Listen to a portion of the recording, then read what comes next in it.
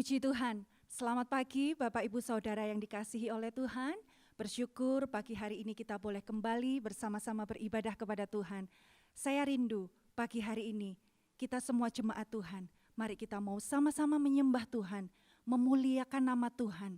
Kita mau agungkan Tuhan pagi hari ini dengan segenap hati kita. Sebelumnya mari kita sama-sama tundukkan kepala kita satu di dalam doa. Bapa kami di dalam kerajaan surga, di dalam nama Tuhan Yesus Kristus, kami datang kepadamu dengan penuh ucapan syukur Tuhan, karena kami adalah umat-umat yang diberkati oleh Engkau Tuhan. Pagi hari ini kami rindu menaikkan setiap pujian kami, menaikkan penyembahan kami, karena Engkau layak untuk disembah ya Tuhan. Terima kasih Bapa yang baik, terima kasih kami peralaskan ibadah kami pagi hari ini, hanya di dalam berkat nama Tuhan Yesus Kristus. Haleluya. Amin. Haleluya. Kita masuk hadirat Tuhan dengan hati yang bersyukur. Puji Tuhan.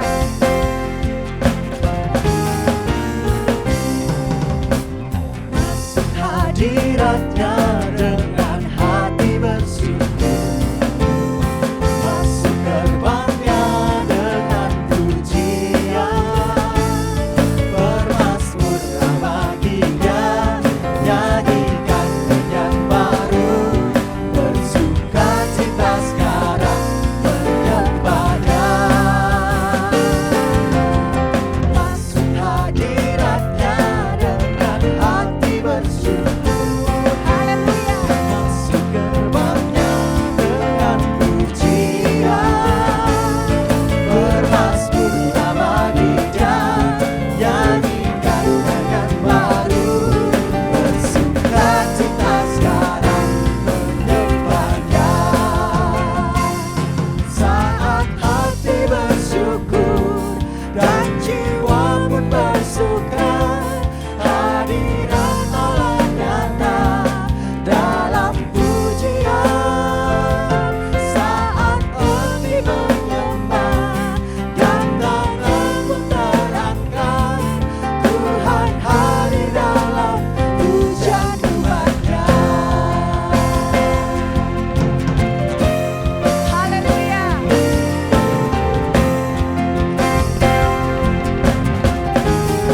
Mari masuk hadiratnya. Masuk hadiratnya dengan hati bersyukur.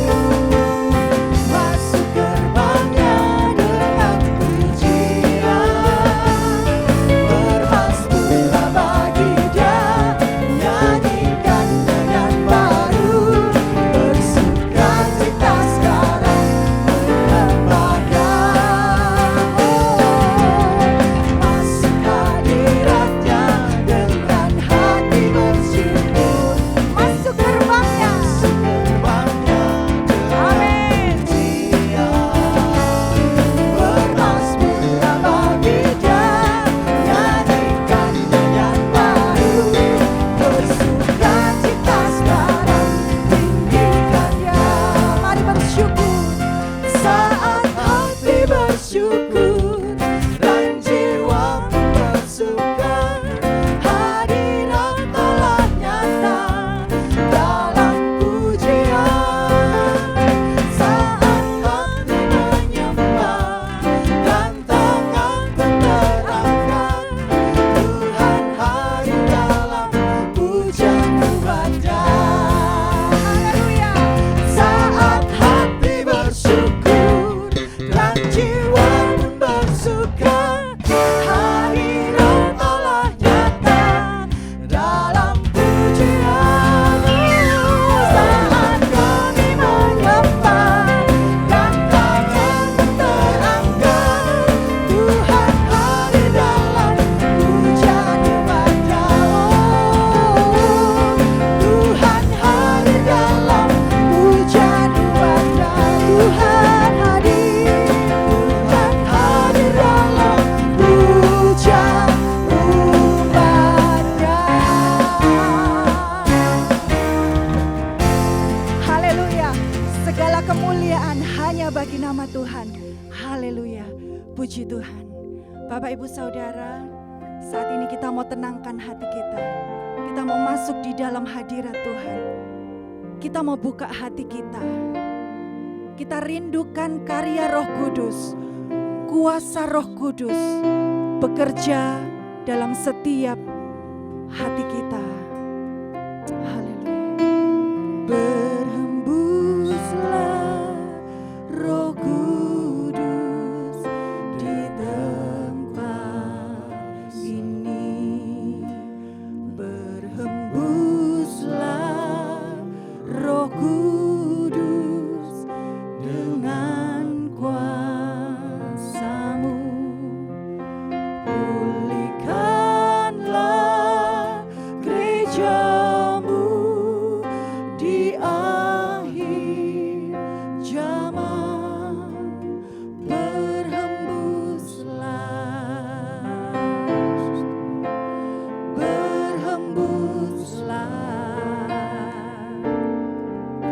sekarang. Berhembuslah Roh Kudus. Berhembuslah Roh Kudus di tempat ini. Haleluya. Berhembuslah Roh Kudus dengan kuasa-Mu. Pulihkanlah gereja-Mu di akhir zaman. Berhembuslah, oh, berhembuslah sekarang.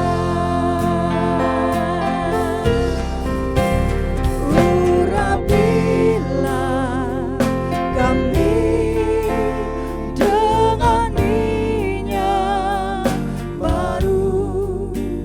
Penuhilah kami dengan hadirat-Mu. Kami rindu Tuhan melihat kuasa-Mu dicurahkan di tempat ini. Berhembuslah, berhembuslah. Haleluya, haleluya. Mari berhembus Roh Kudus. Roh Kudus dengan kuasa-Mu. Pulihkanlah gereja-Mu di akhir zaman. Berhembuslah, berhembuslah.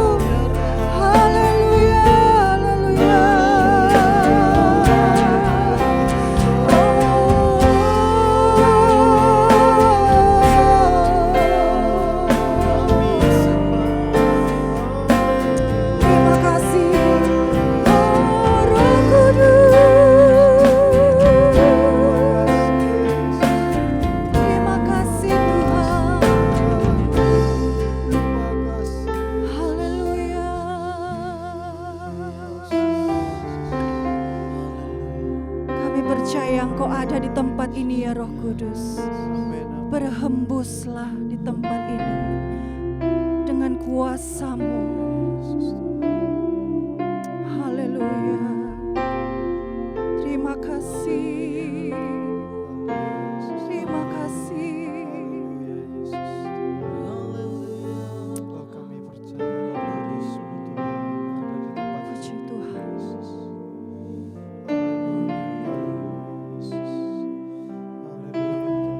Haleluya. Ya Roh Kudus, berhembus sekarang. Ya Roh Kudus, berhembus sekarang. Berhembuslah di tempat ini, Mengalirkan Roh-Mu, mengalirkan roh-Mu, membawa kuasa-Mu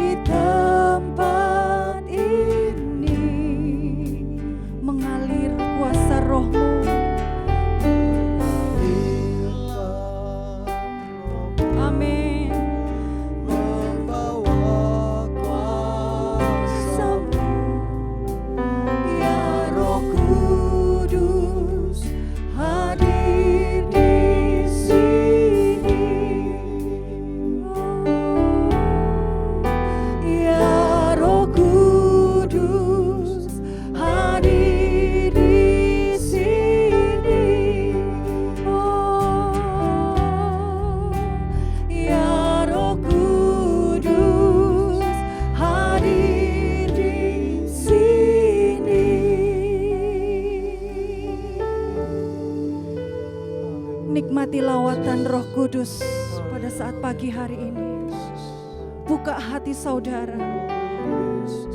Kuasa Roh Kudus bekerja dengan tidak terbatas pagi hari ini.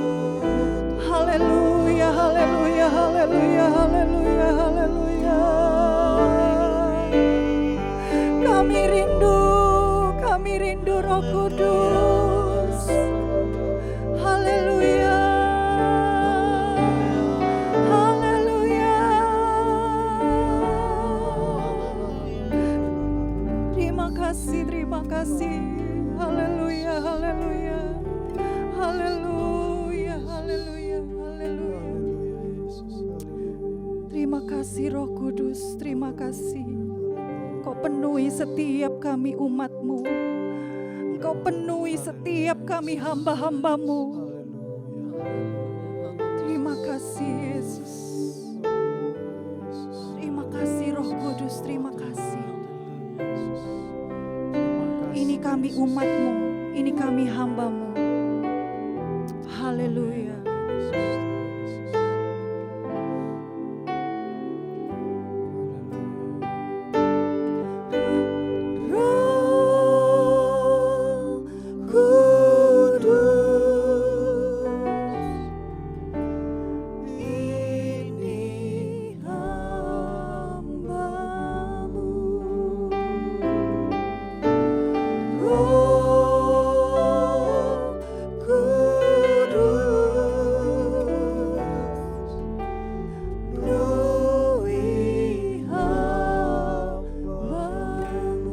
Lagi nyanyikan Roh Kudus. Roh Kudus, ini hamba-Mu.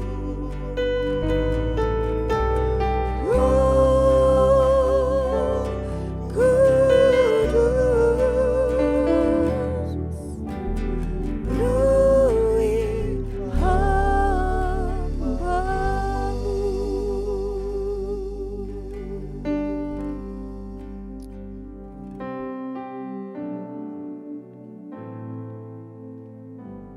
Haleluya, puji Tuhan. Terima kasih Bapa yang baik. Terima kasih Tuhan Yesus. Pagi hari ini kami percaya kuasa-Mu yang tidak terbatas menjamah kami dimanapun kami berada. Di tempat kami masing-masing mendengarkan siaran ini, kami percaya Engkau menjamah setiap umat-umat-Mu, Engkau menjamah setiap hamba-hamba-Mu, sebab kami percaya kuasa-Mu yang tidak terbatas itu hadir bersama dengan kami. Terima kasih Tuhan, kami sanjung Engkau dan kami percaya kuasa-Mu ada bagi kami. Terpujilah Engkau, kami siap terima berkat firman-Mu pada pagi hari ini. Siapkanlah tanah hati kami. Kami berikan telinga kami berikan hati kami, agar kami dapat terima firman-Mu dan kami lakukan firman-Mu di dalam hidup kami. Terpujilah Tuhan. Pagi hari ini kami siap terima berkat firman-Mu. Hanya di dalam nama Tuhan kami Yesus Kristus kami terima firman Tuhan. Haleluya. Amin. Puji Tuhan. Selamat pagi Bapak Ibu Saudara. Kita kembali lagi bertemu, tetapi meskipun kita tidak berada di dalam suatu ruangan yang sama, tetapi saya percaya Roh Kudus yang sama hadir di tempat ini dan juga hadir di tempat Bapak Ibu Saudara. Puji Tuhan. Pada pagi hari ini kita akan belajar tentang Roh Kudus Bapak Ibu. Hari-hari ini kita sedang mengikuti 10 hari doa. 10 hari doa di mana kita memperingati waktu rasul-rasul ini menunggu 10 hari untuk dicurahkannya Roh Kudus di dalam hidup mereka. Roh yang dijanjikan, roh yang diberikan oleh Tuhan Yesus sendiri. Nah puji Tuhan, pada pagi hari ini kita mau belajar tentang Roh Kudus. Ada satu ayat tentang Roh Kudus yang sering sekali kita dengar di dalam Kisah Rasul pasal 1. Kisah Rasul pasal 1 ayat yang ke-8. Ayat ini kalau kita ngomong Roh Kudus, sering sekali hamba-hamba Tuhan pasti akan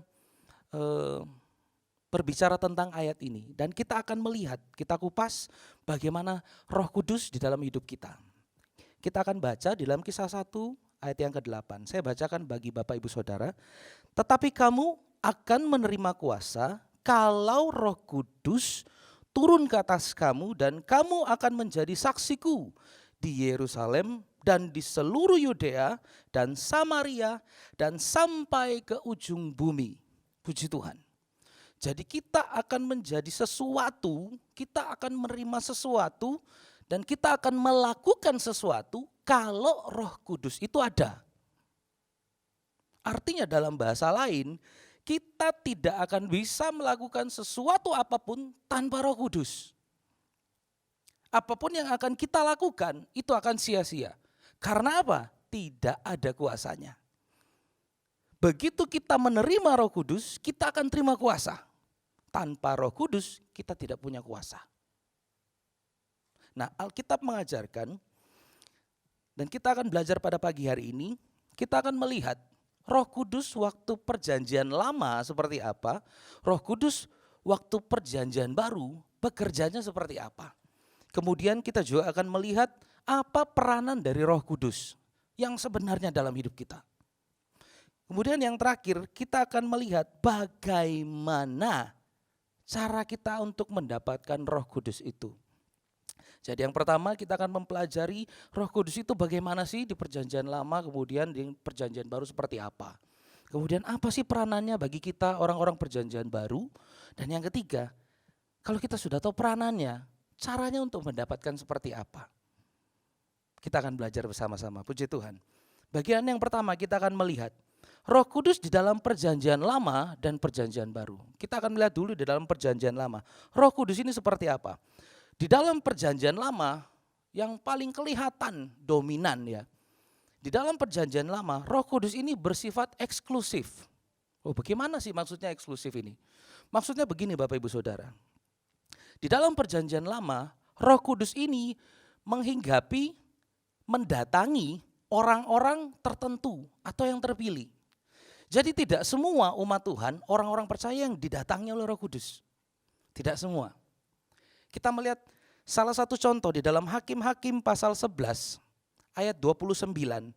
Hakim-Hakim pasal 11 ayat yang ke-29 dikatakan seperti ini. Lalu Roh Tuhan menghinggapi Yeftah. Saya ulangi. Lalu Roh Tuhan menghinggapi Yeftah. Tidak ada yang lain. Yeftah pada waktu itu. Ia berjalan melalui daerah Gilead dan daerah Manasye, kemudian melalui Mispa di Gilead, dan dari Mispa di Gilead ia berjalan terus sampai ke Bani Amon. Jadi yang didatangi Roh Kudus pada zaman perjanjian lama itu orang-orang yang terpilih. Hanya orang-orang, beberapa orang. Kemudian di dalam Yesaya pasal 61 ayat yang pertama, Yesaya pasal 61 ayat yang pertama dikatakan seperti ini. Jelas sekali dikatakan seperti ini. Roh Tuhan Allah ada padaku, oleh karena Tuhan telah mengurapi aku, ia telah mengutus aku untuk menyampaikan kabar baik kepada orang-orang yang sengsara. Dan merawat orang-orang yang remuk hatinya, untuk memberitakan pembebasan kepada orang-orang tawanan dan kepada orang-orang yang terkurung kelepasan dari penjara. Jadi orang-orang yang terpilih ini yang dihinggapi Roh Tuhan. Jadi ini sifatnya eksklusif. Tidak general ya Bapak Ibu Saudara. Jadi di dalam perjanjian lama itu Roh Tuhan menghinggapi nabi, Roh Tuhan menghinggapi raja. Waktu itu Saul dihinggapi Roh Tuhan dan golongan-golongan lainnya. Jadi tidak semua masyarakat dapat merasakan kuasa roh itu. Tidak semua. Nah, zaman perjanjian baru kita melihat, di dalam zaman perjanjian baru, Roh Kudus ini bersifat universal. Nah, itu dikatakan, oleh sebab itu dikatakan zaman perjanjian baru ini adalah zaman kasih karunia. Kapan zaman perjanjian baru Bapak Ibu? Begitu Yesus datang ke dunia, ya Yohanes 3 ayat 16, kasih karunia itu diberikan kepada kita. Berlimpah-limpah. Jadi waktu zaman perjanjian lama, Roh Kudus itu menghinggapi untuk orang-orang tertentu. Begitu zaman perjanjian baru, Roh Kudus itu diberikan kepada semua orang. Tidak terbatas. Luar biasa. Jadi waktu kita di zaman perjanjian lama, kita berdoa sebagaimanapun, kita tidak akan mengerti dan mengenal yang namanya Roh Kudus. Begitu zaman perjanjian baru, Roh Kudus itu dicurahkan tidak terbatas untuk orang yang percaya.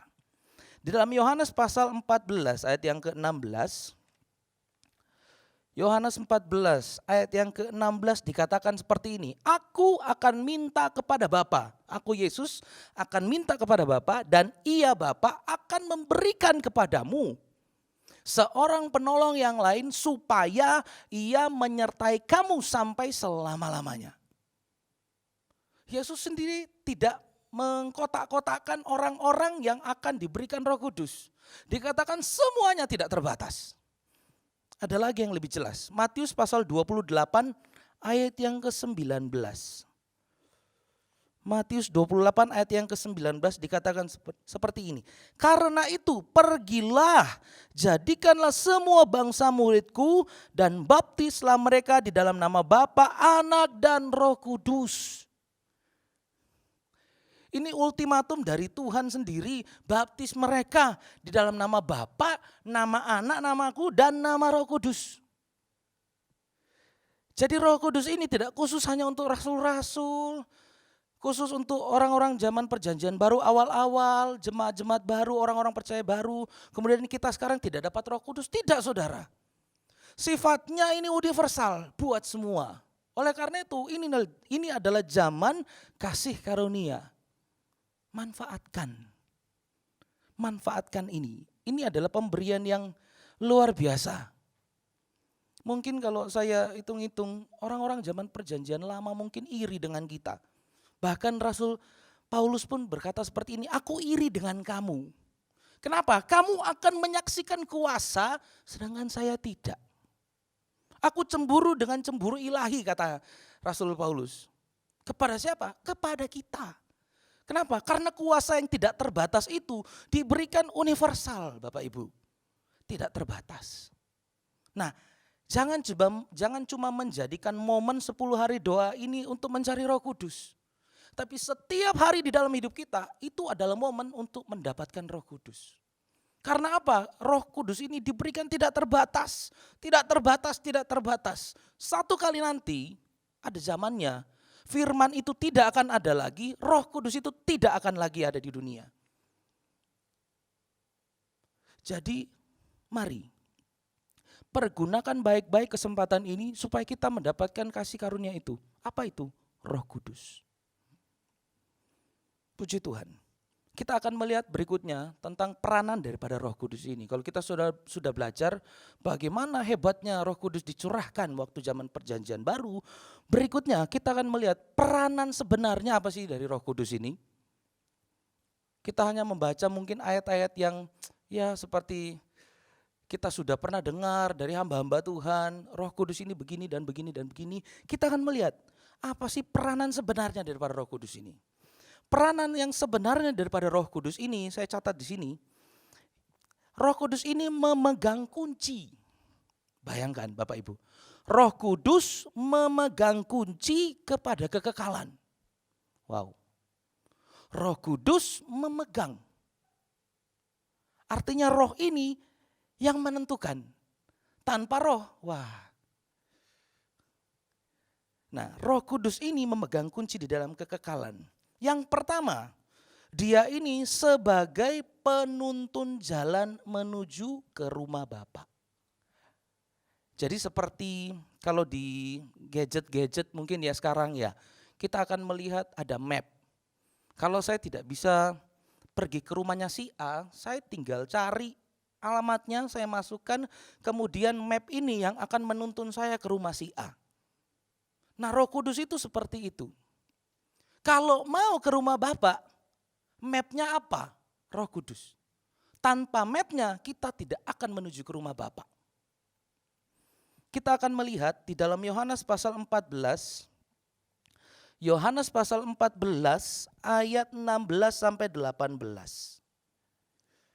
Yohanes pasal 14 ayat 16 sampai 18. Aku, Yesus, akan minta kepada Bapa dan Ia akan memberikan kepadamu seorang penolong yang lain, supaya Ia, penolong itu, menyertai kamu sampai selama-lamanya. 17, yaitu Roh kebenaran. Dunia tidak dapat menerima Dia sebab dunia tidak melihat Dia dan tidak mengenal Dia. Tetapi kamu, kita, mengenal Dia sebab Ia menyertai kamu dan akan diam di dalam kamu. Ayat 18, aku tidak akan meninggalkan kamu sebagai yatim piatu. Aku datang kembali padamu.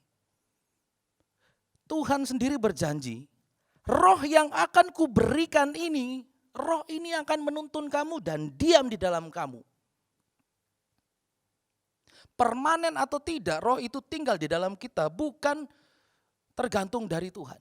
Tergantung dari kita, Bapak Ibu Saudara. Bagaimana roh itu tinggal di dalam kita, itu bukan dari Tuhan. Kenapa? Karena Tuhan sendiri sudah memberikan janji. Ini loh, dia akan tinggal. Nah, mau atau tidak, lama atau tidak dia tinggal di dalam kita, itu tergantung kitanya. Saya beri contoh. Kalau saya bertamu kepada Bapak Ibu, di rumah Bapak Ibu, saya datang, kemudian saya masuk, saya duduk di ruang tamu, sedangkan Bapak Ibu kerja di dalam rumah. Saya tidak digubris, saya tidak disapa, saya tidak diapa-apakan. Kira-kira saya mau tetap tinggal di rumah Bapak Ibu? Saya tidak mau. Ya karena saya percuma ada di dalam situ, saya tidak dianggap. Nah sama kiranya dengan Roh Kudus ini. Roh Kudus ini datang masuk di dalam kita, tetapi kemudian kita tidak kita gubris, tidak kita sapa, tidak kita ajak. Jadi Bapak Ibu, pada pagi hari ini saya ingin memberitahukan hal yang penting kepada kita semua. Kepada saya dan kepada Bapak Ibu Saudara sekalian. Roh Kudus ini adalah penentu jalan kita menuju ke rumah Bapa. Kalau Roh Kudus tidak ada, kita tidak punya. Bagaimana roh itu akan menuntun hidup kita dari kebenaran sampai kepada kebenaran. Bagaimana kita mau hidup benar tanpa tuntunan Roh Kudus? Tidak akan bisa. Karena dikatakan kamu akan menerima kuasa kalau roh itu tinggal di dalam kamu. Kalau roh itu tidak tinggal, kuasanya tidak ada. Nol besar Bapak Ibu Saudaraku. Nol besar. Berikutnya. Roh Kudus itu dikatakan memegang kunci kekekalan sebagai penentu jalan menuju ke rumah Bapa. Yang kedua, Roh Kudus ini sebagai penentu keselamatan. Banyak orang yang tidak mengerti hal ini. Tapi pada pagi hari ini mari kita buka hati, buka pikiran kita supaya roh itu bekerja. Supaya firman itu digerakkan oleh roh. Dan firman ini menjadi rema dalam hidup kita. Dikatakan Roh Kudus sebagai penentu keselamatan. Kok bisa? Bisa. Di dalam Matius pasal 12 ayat 31 sampai 32. Matius pasal 12 ayat 31 sampai 32. Dikatakan seperti ini. Sebab itu aku berkata kepadamu. Aku ini Yesus ya. Yesus ini berkata kepadamu segala dosa dan hujat manusia akan diampuni. Tetapi hujat terhadap Roh Kudus tidak akan diampuni. Ayat yang ke-32. Apabila seorang mengucapkan sesuatu menentang anak manusia, ia akan diampuni. Tetapi jika ia menentang Roh Kudus, ia tidak akan diampuni. Di dunia ini tidak. Dan di dunia yang akan datang pun tidak. Jelas. Tidak akan diampuni, saudara. Menolak anak manusia jelas sekali. Yesus yang berkata, ini ultimatum dari Yesus sendiri. Bukan dari rasul-rasul, bukan dari yang lain. Yesus berkata, kalau kamu menolak anak manusia, itu diampuni. Tetapi kalau kamu menolak Roh Kudus, tidak akan diampuni. Di dunia ini tidak, di dunia yang akan datang pun tidak. Jelas. Oleh karena itu, dikatakan seperti ini. Terhadap Roh Kudus tidak akan diampuni. Nah, tidak akan diampuni ini kita akan pelajari. Tidak akan diampuni seperti apa. Waktu kita menolak Roh Kudus, apa yang terjadi? Tidak akan diampuni ini kalau saya lihat dalam bahasa aslinya berkata seperti ini. Di dalam bahasa aslinya tidak akan diampuni ini berarti diabaikan, kemudian diceraikan, layaknya suami menceraikan istri, dan yang ketiga ditinggalkan sendiri. Jadi kalau saya bahasakan ya, sebab itu aku berkata kepadamu, segala dosa dan hujat manusia akan diampuni, tetapi hujat terhadap Roh Kudus tidak akan diampuni. Waktu kita menghujat Roh Kudus, kita akan diabaikan roh, kita akan diceraikan roh. Kalau diceraikan sudah tidak bisa bersatu kembali ya. Diceraikan roh, kemudian kita akan ditinggalkan sendiri. Bayangkan, kalau kita ditinggalkan sendiri, kita diceraikan, kita tidak satu lagi, kita diabaikan, bagaimana kita punya map untuk ke rumah Bapa? Tidak bisa.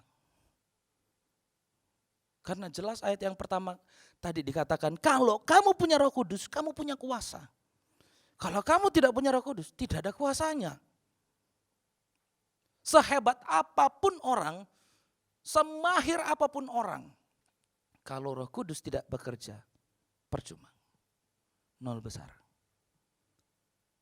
Nah oleh karena itu, begitu kita menghujat Roh Kudus Bapak Ibu Saudaraku, saya mau mengingatkan kembali, kita tidak akan diampuni, kita akan diabaikan, diceraikan layaknya suami istri, ditinggalkan sendiri.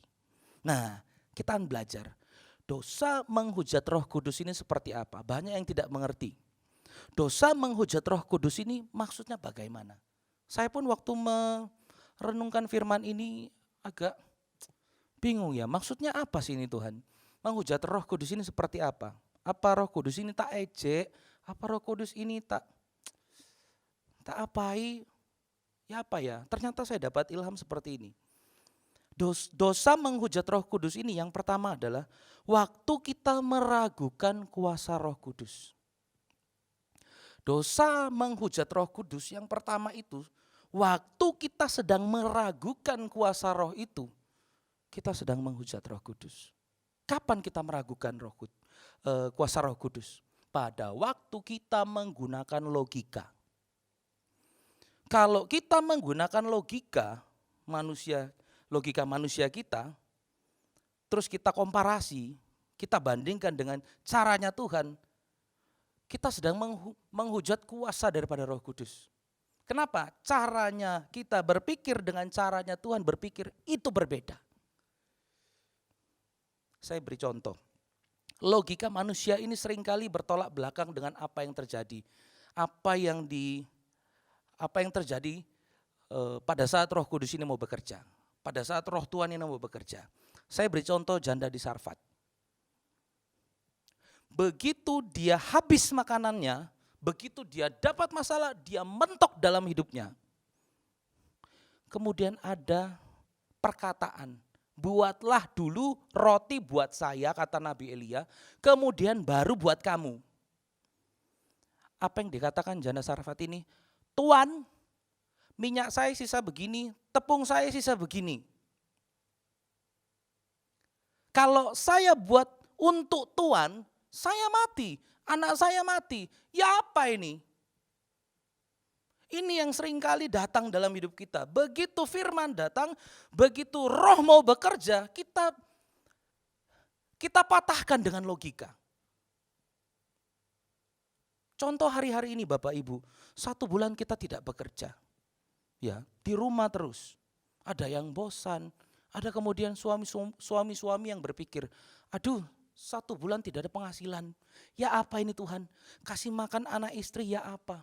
Bayar uang sekolah nanti seperti apa? Ada yang sakit bertahun-tahun gak sembuh-sembuh. Kemudian berpikir, ya apa ini Tuhan saya mau sembuh? Ada suami-suami yang berpikir, gimana rumah tangga saya ini kok bertengkar terus dengan istri saya. Ada istri-istri yang berpikir seperti itu juga. Sebaliknya, ya apa ini suami saya seperti ini, bertengkar terus di rumah. Ada anak-anak yang berpikir orang tua saya ribut terus. Ada orang tua yang berpikir anak-anak saya kok tidak taat kepada saya, tidak mau mendengarkan saya. Dan kemudian firman itu datang, entah itu lewat khotbah, entah itu lewat wahyu, entah itu lewat nyanyian-nyanyian, berkata seperti ini, percaya saja. Percaya saja. Percaya saja, kemudian kita mentalkan dengan logika kita. Ya apa Tuhan? 1 bulan tidak bekerja dapat duit dari mana? Mau percaya bagaimana? Ya apa Tuhan? Saya ini sudah sakit berapa belas tahun kok enggak sembuh-sembuh. Segala dokter sudah saya pergi. Segala ahli-ahli sudah saya pergi. Tapi tidak ada yang bisa menyembuhkan saya. Firman itu berkata percaya saja. Tapi ya apa Tuhan? Ini logika kita. Waktu kita sedang ada dalam posisi ini artinya kita sedang menghujat kuasa roh. Waktu kita menghujat, Roh Kudus itu tidak akan bekerja Bapak Ibu. Tidak akan bekerja. Dengan apa? Dengan logika kita. Jadi hati-hati dengan logika. Seringkali logika kita ini menempatkan kita di dalam posisi yang salah. Berikutnya, apa sih maksudnya dosa dari menghujat Roh Kudus? Yang kedua, maksudnya dari dosa menghujat Roh Kudus ini adalah waktu kita menolak pekerjaan roh. Waktu kita menolak pekerjaan roh, kita ini sedang menghujat Roh Kudus. Kita ini sedang mendukakan hatinya. Kita ini sedang membuat dia sedih. Apa sih maksudnya pekerjaan roh? Nah, ini kita harus tahu ya, kita harus pelajari. Maksudnya pekerjaan roh itu adalah di dalam Yohanes pasal 14 ayat 26. Yohanes pasal 14 ayat 26. Dikatakan seperti ini, tetapi penghibur, yaitu Roh Kudus yang akan diutus oleh Bapa dalam namaku Yesus. Dialah yang akan mengajarkan segala sesuatu kepadamu dan akan mengingatkan kamu akan semua yang telah kukatakan kepadamu. Jadi tugasnya Roh Kudus menurut Yesus adalah yang pertama dia akan mengajarkan segala sesuatu, kemudian dia akan mengingatkan segala sesuatu. Nah, kalau Roh Kudus ini datang ke dalam hidup kita, dia mengajarkan sesuatu, kemudian mengingatkan apa yang telah dikatakan Yesus, yaitu firman. Begitu dia datang mengingatkan firman, kemudian kita tidak mengabaikan, begitu kita mengabaikan, kita sedang menolak pekerjaan roh. Contohnya seperti ini. Ini juga sering dilakukan ya, saya juga sering melakukan ini. Begitu alarm bunyi, ring, jam 4 pagi. Wih, waktunya beston. Kemudian Roh Kudus itu mengingatkan, ayo lebih baik 1 hari di rumahmu daripada 1000 hari di tempat lain. Ayo. Apa yang terjadi? Seringkali kita abaikan kan. Waduh, capek ini, saya baru pulang jam 10 malam kemarin. Tidur dulu sebentar lah.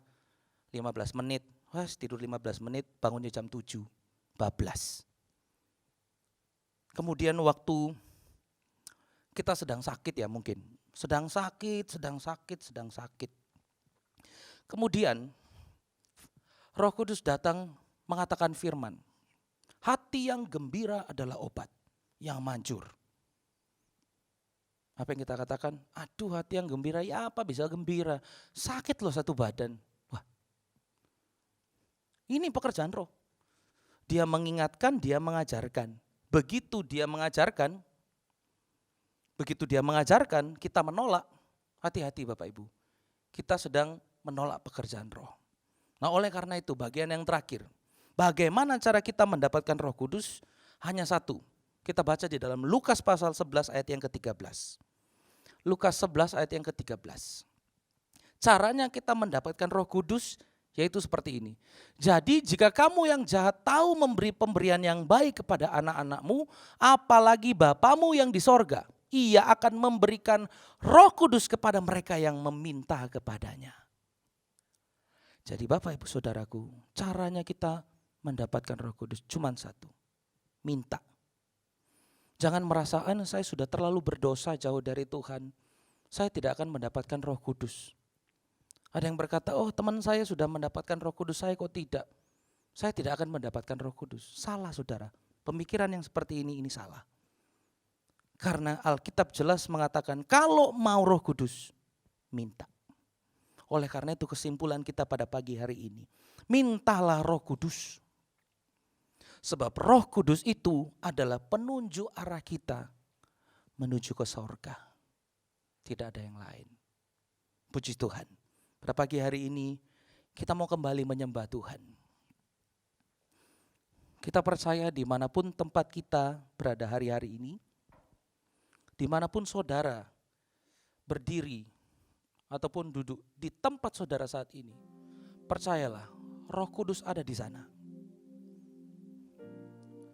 Caranya cuma satu, minta saudara. Mintalah.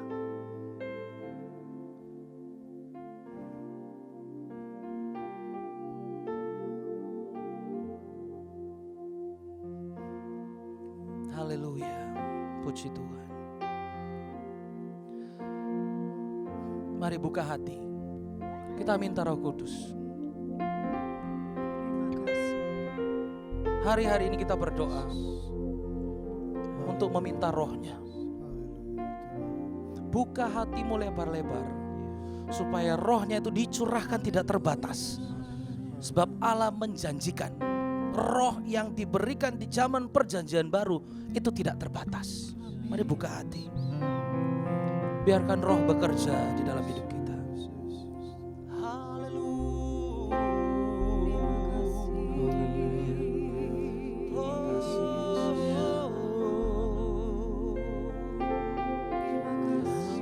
Kami menyembah-Mu, Yesus.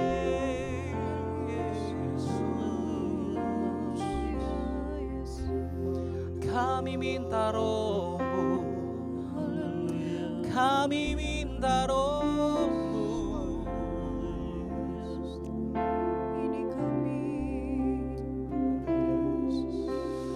Roh Kudus, Kau hadir di sini. Roh Kudus, ku mengasihi-Mu.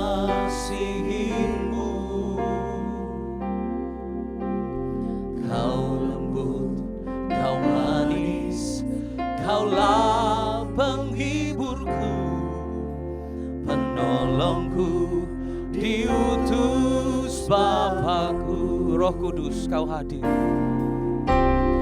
Roh Kudus, Kau hadir di sini.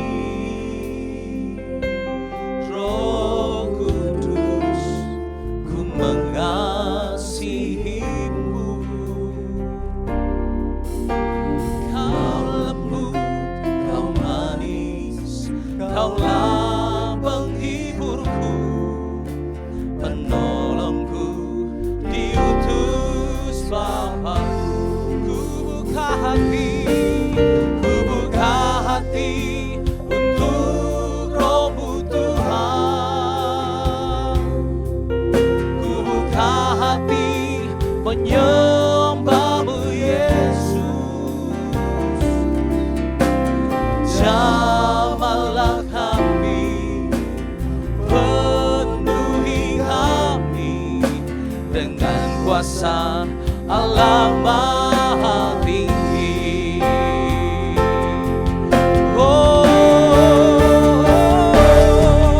Ku buka hati untuk Roh-Mu Tuhan. Ku buka hati menyembah-Mu Yesus. Jamahlah kami, penuhi kami dengan kuasa Allah Maha Tinggi.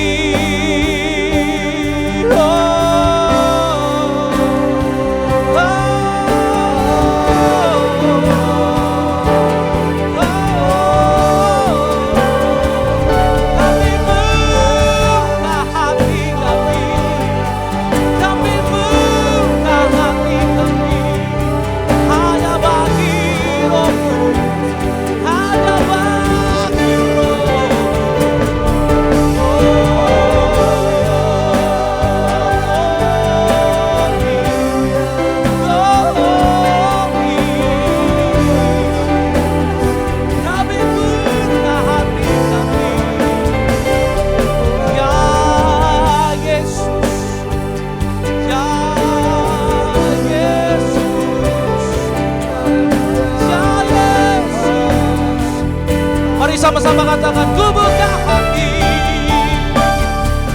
Ku buka hati untuk Roh-Mu Tuhan.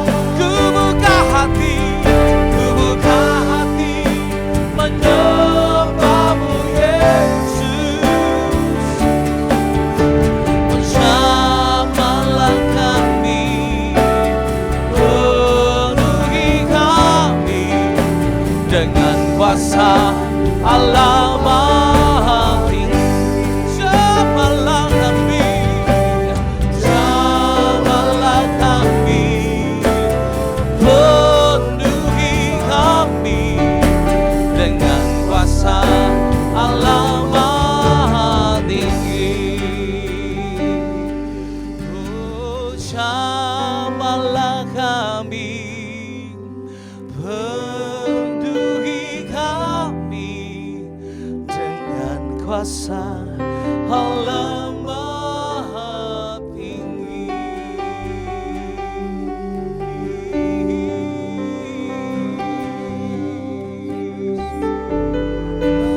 Jamah Tuhan, jamah hati kami. Di tempat kami Tuhan, oh jamah Tuhan. Oh jamah satu persatu umat-umat-Mu, hamba-hamba-Mu dengan Roh-Mu yang tidak terbatas Tuhan. Oh dengan kuasa-Mu yang tidak terbatas. Kami percaya, kami percaya. Kami percaya Tuhan, kuasa itu tidak pernah berubah. Hari ini, sekarang sampai selama-lamanya, kuasa-Mu ada bagi kami. Oleh karena itu kami minta Roh-Mu tinggal di dalam kami Tuhan. Tuntun kami, bawa kami kepada jalan-jalan-Mu yang benar. Kami rindu kami sampai ke rumah Bapa. Kami sampai ke dalam surga-Mu yang mulia. Oleh karena Roh-Mu tinggal di dalam kami, menuntun jalan-jalan kami Tuhan. Mari Tuhan, Engkau lihat hati kami, lihat hidup kami. Kami ini manusia yang lemah, penuh dengan kekurangan. Tetapi kami percaya, saat Roh-Mu tinggal di dalam kami, firman-Mu berkata, kami mendapatkan kuasa itu Tuhan. Waktu kami mendapatkan kuasa, segala perkara dapat kami tanggung di dalam Engkau yang memberikan kami kekuatan. Oleh karena itu mari Tuhan, mari Allah Roh Kudus bekerja terus di atas umat-umat-Mu, hamba-hamba-Mu Tuhan. Supaya kami tinggal di dalam kuasa-Mu yang sempurna. Kami tinggal di dalam kemuliaan-Mu yang sempurna Tuhan. Haleluya. Puji Tuhan. Kami berdoa hari-hari ini kalau ada umat-umat-Mu yang sedang ada di dalam kelemahan tubuh, kami berdoa, kami satukan hati kami, kami minta di dalam nama Tuhan Yesus Kristus. Tuhan jamah, Tuhan sembuhkan. Tuhan jamah, Tuhan sembuhkan. Yang sedang ada di dalam kekurangan, Tuhan yang mencukupkan. Sebab Allah kami Allah yang heran, Allah kami yang berkuasa, sanggup melakukan segala perkara. Yang tertutup jalan, Tuhan bukakan jalan. Sebab kami percaya kuasa-Mu dapat mendobrak segala masalah itu Tuhan. Sebab Engkau Allah penerobos bagi kami, Engkau Allah kekuatan kami. Terpujilah Tuhan, terpujilah Tuhan. Jadikan firman ini rema bagi kami, supaya kami hidup di dalam rema-rema firman Tuhan setiap hari di dalam hidup kami. Terpujilah Tuhan. Berkati umat-umat-Mu, berkati hamba-hamba-Mu. Kami terima berkat firman Tuhan pada pagi hari ini, dan kami akan lakukan dalam hidup kami. Terima kasih Tuhan Yesus. Di dalam nama Tuhan kami Yesus Kristus, kami sudah terima berkat Tuhan. Haleluya. Amin. Puji Tuhan. Selamat pagi. Tuhan Yesus memberkati kita semua.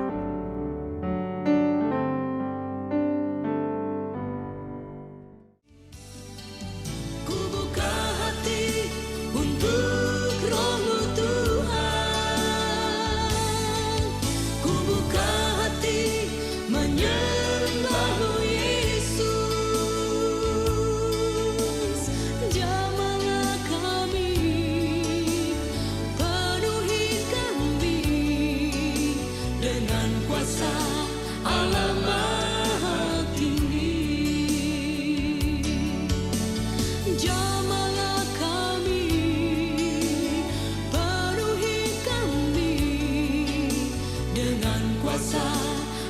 bersama